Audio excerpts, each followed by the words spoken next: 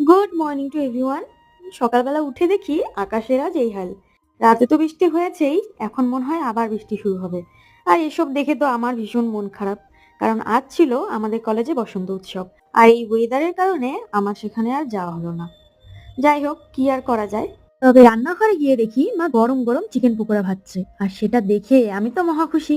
কারণ পকোড়া খেতে আমার ভীষণ ভালো লাগে, সেটা যে কোনো পকোড়া হোক। আর দেখো, দেখতেও হয়েছে বেশ সুন্দর।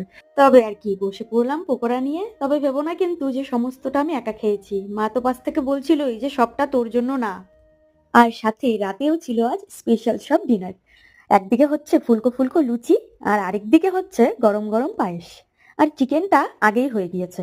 তোমাদের তো বলাই হলো না এত কিছু আজ কিসের জন্য। কারণ আজ হলো আমার মা বাবার অ্যানিভার্সারি। আর খাবারগুলো হয়েছিল খেতে বেশ টেস্টি। আর এই ভ্লগটা তোমাদের কেমন লাগলো জানিও, ভালো লাগলে সাবস্ক্রাইব করে দিও।